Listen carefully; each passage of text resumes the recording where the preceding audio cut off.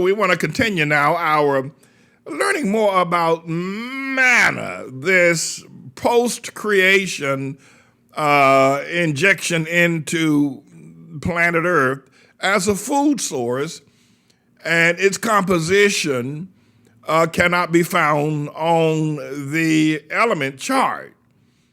That is a fancy way of saying that everything that God created, whether it was the rocks or the rivers or the trees or the birds or the feathers or the sinews or the blood or the seeds or the air or whatever was created in the 6-day creation, was complete, and it was designed to sustain creation for eternity. And so it was. However, manna, which was introduced into creation a millennium or several millenniums after creation, which was the food source that Almighty God gave to the children of Israel while they were there in the wilderness, was not a part of the original creation. It was post-creation, and it did not follow any of the element charts program of an atomic structure. It was something brand new to planet Earth, and they called it manna. I call it a honey biscuit. You can see here in Deuteronomy chapter 8, Moses writes, and he said, and he being God, humbled the people and suffered them to hunger. And then after that, he fed them with manna, which thou knowest not, neither did thy fathers know. That he might make thee know that man doeth not live by bread only, but by every word that proceedeth out of the mouth of the Lord doeth man live. Now, when Moses said your fathers didn't know and you didn't know, he's saying in a essence that manna was not originally created in the 6-day creation, and there's never been anything else. I will continue. There has never been anything else created after the 6 days. Everything that was needed to sustain earth, as Solomon said, there's nothing new under the sun, was created in the 6 days. But manna was something that was post-creation and did not fit into the nuclear or atomic element chart of all things that are on planet Earth at present. Manna, honey biscuit, I call it. And that's what the children ate for 40 years. And so we have been teaching that the word or the name ATLAH is hidden manna or new manna, because some of you will be reminded of, and I humbly state, that when God spoke the word ATLAH to me, it had never been heard. It is a post-sound. It is a post-word. It is a post-creation word and sound. ATLAH, that's what God said. It had never been heard by men nor angels till God spoke it to me. And so ATLAH is like manna. It's been introduced into an already created universe as something totally new that was not a part of the original creation. ATLAH, that sound. And we had now discovered, after 30 years of preaching ATLAH, by revelation, in the book of Revelation, chapter 2, verse 17, where Jesus said, he that hath an ear, let him hear what the Spirit saith unto the churches. To him that overcometh, will I give to eat of the hidden manna. Ooh, hidden manna? Now, we're talking at least 6,000 or 7,000 years since the first manna fell. And Jesus said there is hidden manna. And this is Jesus talking after his resurrection and after his ascension. He is saying that to the man that overcometh, I will give him the opportunity to eat of hidden manna. Wow. A new introduction into the planet, into the life stream, into our universe, directly from heaven, that had not heretofore been a part of creation. and that will be given to a man. And not just that, I will give him a white stone. And in the stone a new name written, which no man knoweth, saving he that receiveth it. Now for 30 years I have proclaimed, that ATLAH, nobody had ever heard that until God spoke it to me. And when I spoke ATLAH, it was a new sound introduced into the earth. Now, there are a lot of sounds at Atlantic, Atlantis, at this, at that, and Allah, and a whole lot of other sounds. But the unique sound of ATLAH, that sound, and that spelling, ATLAH, those alphabets put together, was something new. Of all the possible potential sounds that can be made by the roaring ocean or roaring lion, or by an owl hooting at night in a tree, or by the hoofs of horses racing on a rocky road. ATLAH, or the sound of engines firing up in race cars, or the sounds of trumpets, or the sounds of opera voices singing great, or the sounds of pianos in a great Mozart concerto. ATLAH had never been heard before. And so we are now declaring that ATLAH is hidden manna, and that God has given that manna to me. He has given that to me. Now, of course, I say you don't have to believe this, but and Jesus, here's how Jesus dealt with doubters. He said, he that have an ear, let him hear. And the way I deal with doubters about me, about my relationship with the Lord Jesus Christ, about my prophetic call, I tell people, listen, if you don't believe, you don't have to believe. I'm not going to force you to. You don't have to. Jesus puts it this way. He that hath an ear, I'll talk to you. I'll talk to people who believe. I'll talk to people that hath an ear. That's how Jesus put it. Probably a whole lot nicer than the way I put it, I would suspect. But Jesus is saying, listen, if you don't believe what I'm saying about hidden manna, if you don't believe what I'm saying about a white stone, if you don't believe what I'm saying about I'm going to give a word to a man that ain't nobody ever heard until I speak it to him. If you don't believe that, you don't have to. I want to talk to him that got the ear. If you got an ear, then listen. If you don't have an ear, you don't have to listen. No skin off of anybody's nose, not even yours. However, it will be quite profitable for you if you did listen. So I wanted to be able to, again, establish as we now are looking at manna. I mean, we talked about the Holy Ghost. We talked about Pentecost. We've talked about blessing. We talked about the 23rd Psalm. We've talked about, a large number of things with the birth of Jesus, the resurrection. We've talked about the miracles. We talked about the walking on the water. We've talked about splitting the Red Sea.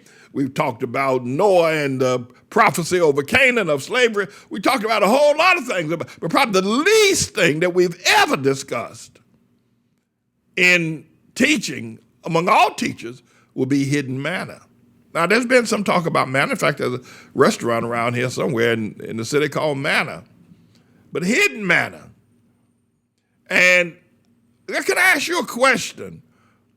And especially for those of you who are doubters, but you listen to me anyway. You're doubters, you think that I'm a jiver. But let me ask you a question.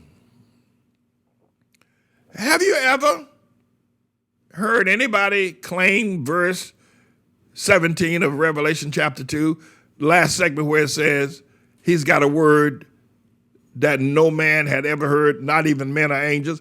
Have you ever heard anybody else of all the people presently on planet Earth, 7 billion. The number of people that have lived on planet Earth probably somewhere around 30 billion.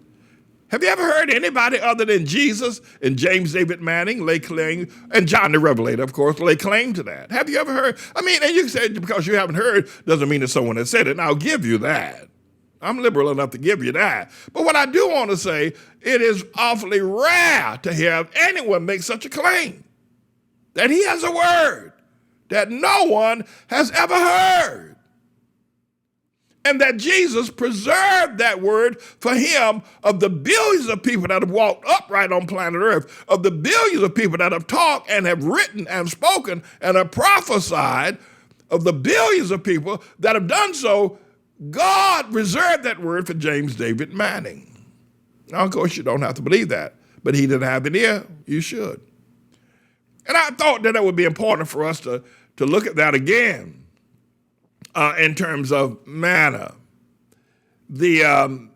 I've stated as well that regarding hidden manna, the manna is that God has given to me, and every time I say ATLAH, every time someone reads it, we're looking at something and they're listening to something that is a phenomena that is just indescribable in terms of power from heaven.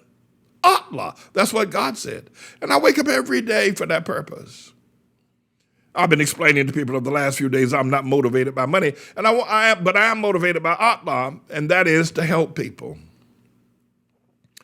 I also want to state that Moses, who tells us about manna in Deuteronomy chapter 8, verse 3, and there are other places in the book of the Pentateuch that discusses manna, and also Nehemiah, in Ezra, and in Joshua as well, that discusses manna.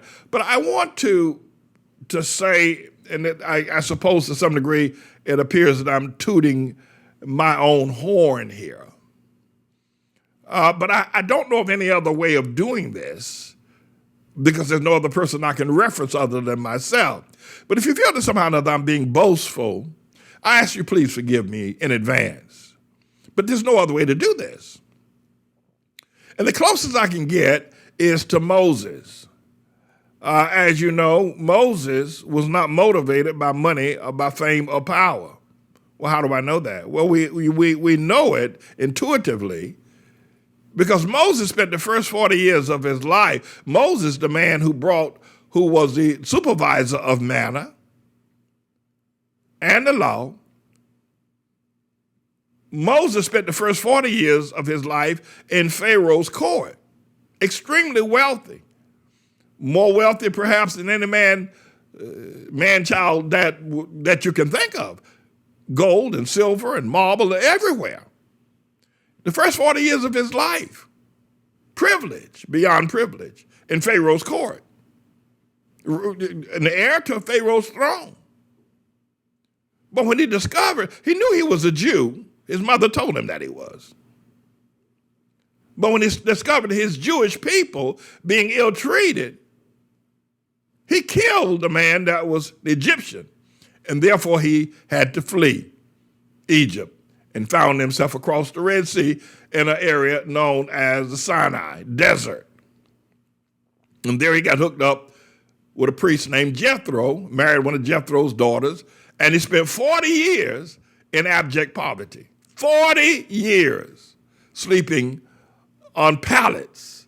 40 years when he used to sleep in a palace, now he's sleeping on a pallet in a tent. 40 years following sheep. 40 years in abject poverty with Jethro out there in the wilderness. 40 years. But he spent it there because money was not his motivation. He gave all that up to protect just one Jew. And I have been teaching of my study of the Ming Dynasty that got started in the 14th century in China. I explained that I was able to understand that in order to be a leader in the Ming Dynasty, you had to go through nearly every aspect of life, from law to medicine to philosophy to literature to architecture.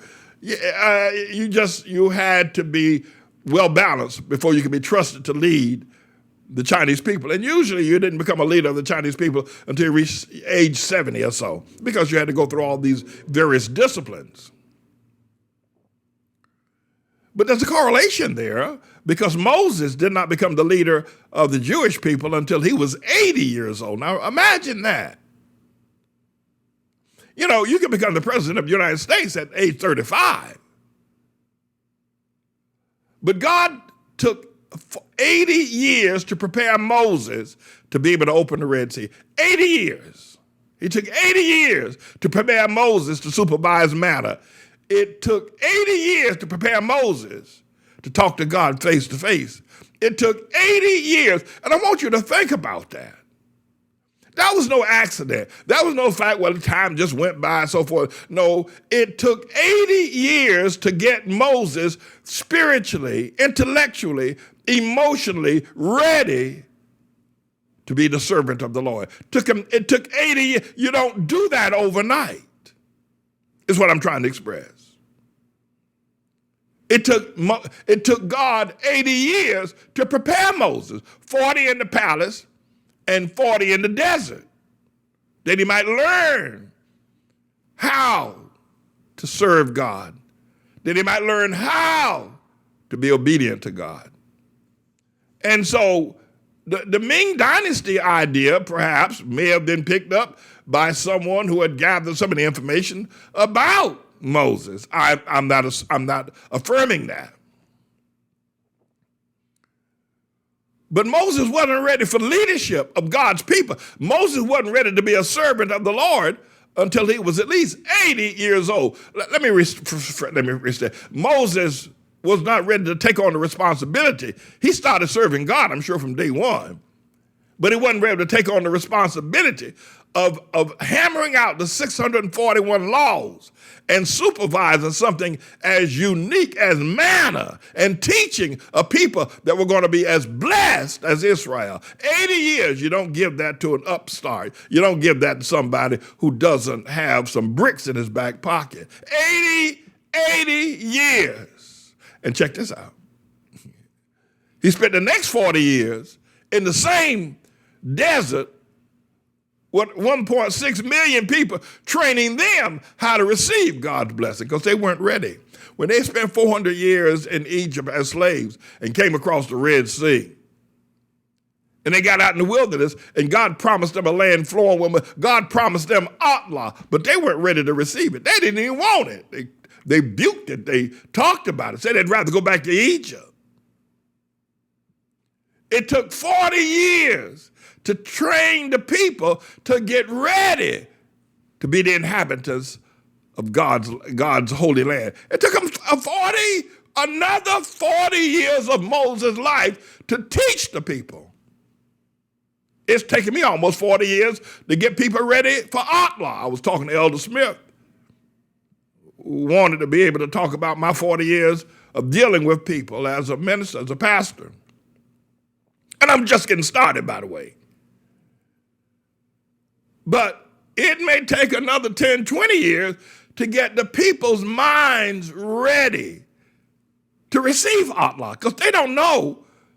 They've been under the Martin King, they've been under Obama, they've been under slavery, under Black Lives Matter, under Black Panther, they've been under this witchcraft called the Protestant Church. They're not ready to inhabit the land. Elder Smith. Now, we've been teaching, and we'll be teaching this Sabbath about how we're going to accomplish it, Sabbath, LaFleur. But they're not ready to inherit. They're not ready to inhabit ATLAH. Now, they will.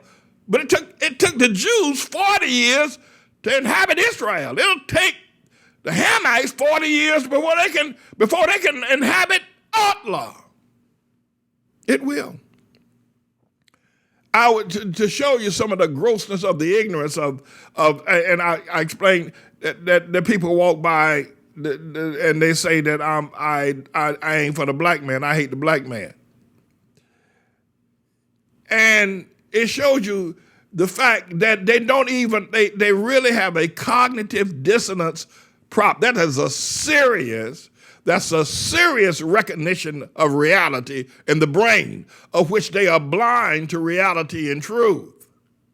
Now, they're not blind to playing sports. They're not blind to singing and dancing. They're not blind to that, but they are blind to the reality of God, his presence, and humanity. They don't understand. For instance, for 30 years, I've been praising Harlem as a beautiful community, even before the gentrifiers moved up here, right? Have fed thousands of men, housed thousands of men, given them haircuts, bought them suits, gave them Christmas gifts, put them together with their families, prophesied over them, anointed them, and then here comes some idiot who say, I ain't for the black man. Have you ever seen anything as disconcerted? Have you ever seen anything as disorganized? Have you ever seen anything as blind as that? That I spend all that time with people I hate? I mean, and then you got these Muslims running around here from Africa who ain't got a pot nor power talking about Allah. I mean, if you look, and I just have to say it the way it is, that the Muslims or the Africans have a worse, if you will, a deeper sense of cognitive dissonance, of a complete inability to understand reality, because they've never built anything in Africa. They've never built any structures, any great societies, and every African is trying to get out of Africa to come to the white man's land, where they said that the white man made them a slave, yet they're trying everything from lying to cheating to get here to the white man's slave land. Talk about cognitive, you're talking about a reality, you're talking about unable to understand reality, the Hamite man. You're talking about somebody who's got a cognitive blind spot that he can't understand reality. And it may take another 10 years, Elder Smith. Sabbath. It may take another 10 years before he wakes up and says, what the? I was accusing Pastor Manning of not, especially these Africans who are Muslim, who don't even go to the mosque, don't do Juma, just run around there and say to them because they got such a hatred for Jesus because somebody told them Jesus was white. So they say they're Muslim simply because they don't want to bow down to a white Jesus. Jesus ain't white.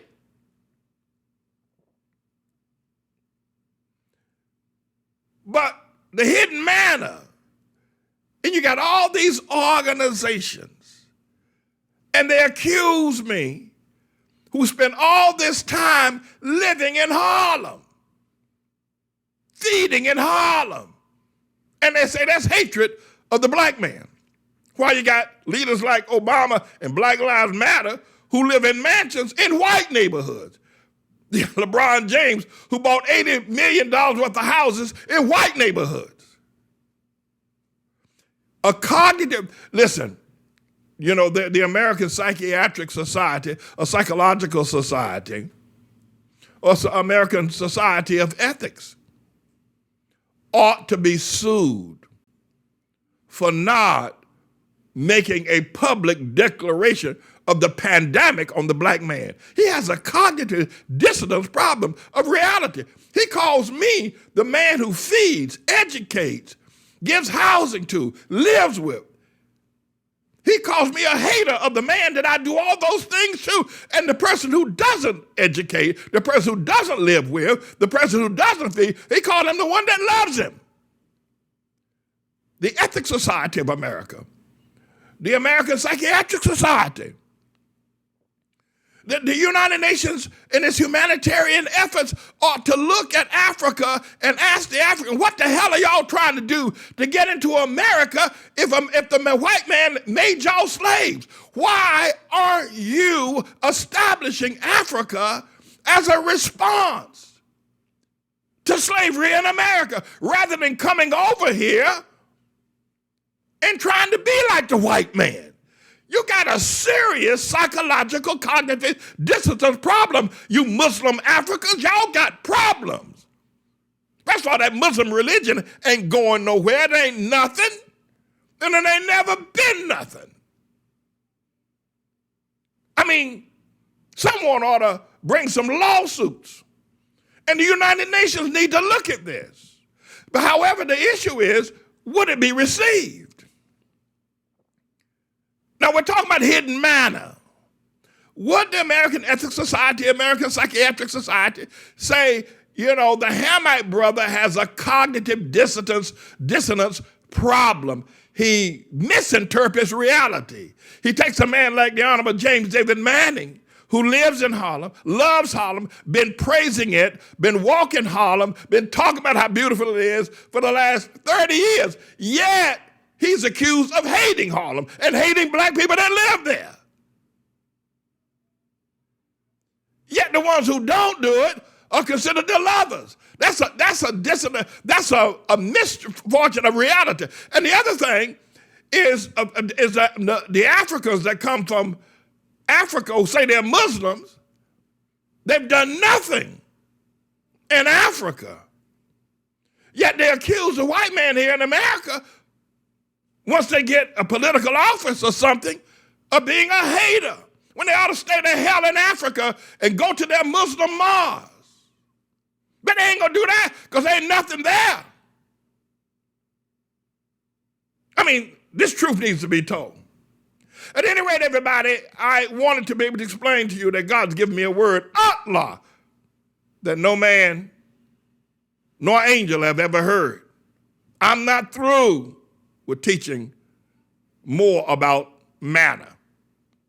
This is symbolic. It's where Jesus was baptized. It's where John baptized. And so this is not a rebaptism. It's just a symbolic, if you will, act of what we're going to do, being in the water at the place where Jesus was baptized. And what I'd like to do is to baptize today that we would come to terms with the understanding of what God is calling for in righteousness. He's not calling for prosperity. He isn't calling for culturalism. God is calling for righteousness.